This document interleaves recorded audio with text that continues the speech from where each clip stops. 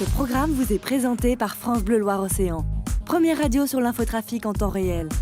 À retrouver sur le 101.8.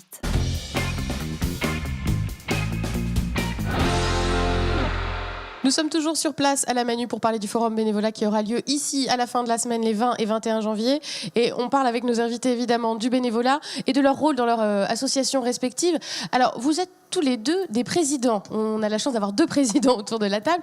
Alors, quand on parle de bénévolat, il y a évidemment être membre d'une association, mais encore plus prendre des responsabilités dans cette association. On sait qu'on a souvent besoin d'un président, d'un secrétaire, d'un trésorier. C'est peut-être là où ça se corse ? Claude Stéphanie, c'est plus compliqué d'avoir du renouvellement à ce niveau-là ? Voilà, disons que c'est plus le renouvellement, parce qu'effectivement, bien souvent, les gens qui y sont, ils y sont longtemps, puis arrive un moment, avec l'âge et tout ça, ils veulent arrêter. Et là, on galère un peu pour trouver des gens. On a pourtant beaucoup de bénévoles, mais pour être dedans, maintenant, on se rend compte qu'il y a quand même pas mal de choses à faire. Donc c'est peut-être pour ça que c'est un petit peu plus compliqué. Bon, maintenant, on y arrive quand même, mais bon, Ça fait combien de temps que vous êtes président ? Moi, je suis depuis 2012. Ouais, mais en fait, vous êtes un jeune président encore ? Depuis que je suis en retraite. Oui, c'est ça. Parce qu'en fait, j'étais dans l'association où je m'occupais d'une activité sportive, une seule, et c'était le samedi matin. Donc ça pouvait se faire bien, mais j'aurais pas pu faire, parce que je me rends compte maintenant de ce que ça représente. Bon, ça occupe. Guy Bourdeau, pareil, vous êtes président de votre association. Est-ce que c'est compliqué aussi de trouver des bonnes volontés pour assumer ces responsabilités-là ? Oui, c'est toujours un travail important, mais on a la chance d'avoir une équipe assez jeune. La moyenne d'âge chez nous est de 66 ans, donc c'est quand même très très bien pour l'instant, ça tourne très bien, mais il faut renouveler. Alors Guy Bourdeau a dit que c'est quand même beaucoup de travail. C'est vrai qu'on parle de bénévolat, mais ça reste aussi un peu du travail parfois, voilà, d'être membre d'une association, ça représente presque du travail. C'est une forme de travail, même si c'est pas rémunéré. Effectivement, c'est ce que j'ai évoqué tout à l'heure au niveau des compétences. Clairement, on utilise et on réalise des activités qui sont assez proches de celles qu'on peut faire dans la vie professionnelle. Un trésorier, il n'est pas si éloigné que ça d'un comptable en termes d'activité, un président d'un manager. Enfin, on retrouve des compétences assez proches. Et un secrétaire d'un organisationnel, tout cas, des capacités d'organisation et de rédaction aussi. Non, mais il faut savoir déléguer aussi.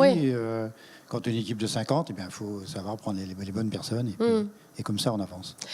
On voit aussi des fois que les associations, mine de rien, remplissent un rôle que peut-être des services publics devraient remplir. Alors je ne sais pas, c'est une vaste question.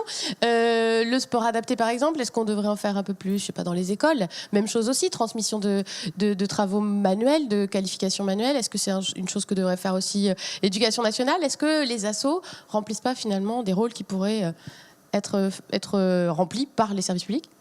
Oui, peut-être, mais... Bon, il y a les associations qui peuvent bien faire ça, et puis je pense que l'éducation a un peu de travail aussi. Alors, et puis nous, on y retrouve un plaisir. Vous ressentez pas investi d'une mission Non. De service public Pas du tout. Non. On est vraiment indépendant et on y tient. Pareil pour Élan ? Oui, l'élan c'est pareil. Nous, ce qu'on voudrait, c'est qu'il y en ait peut-être un peu plus, parce que des associations qui font du sport adapté, il n'y en a pas énormément. Et puis, ça nous manque, parce que le sport aussi, c'est des compétitions, des rencontres. Et puis, quand on est seul dans le département sur une activité, effectivement, c'est plus difficile, quoi.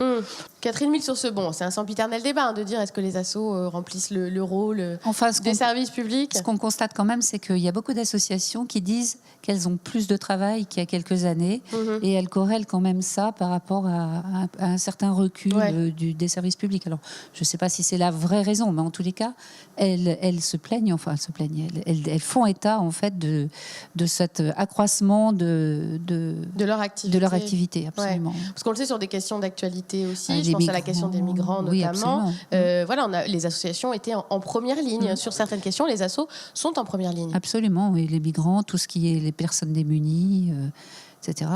Oui, elles sont beaucoup plus sollicitées qu'il y a quelques années.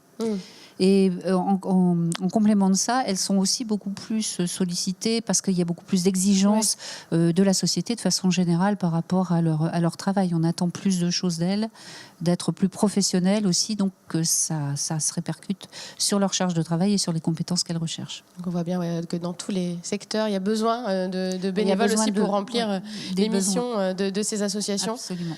On arrive déjà au terme de notre émission, donc j'en profite pour redonner les informations. Le 20 et 21 janvier, ce sera donc le Forum du bénévolat ici à la Manufacture où nous nous trouvons, avec beaucoup de rencontres d'associations, des grandes thématiques qui seront abordées comme le bénévolat chez les actifs dans l'international ou sur les seniors. C'est les grandes thématiques qui feront l'objet de conférences.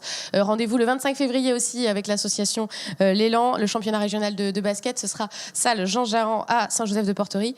Et les portes ouvertes le 1er avril pour l'association L'Outil en main à Nantes, c'est 103 rue du Corps de Garde dans le quartier Contry. Merci beaucoup, madame, messieurs, d'avoir été avec nous. Excellente soirée sur Télé Nantes. À très bientôt.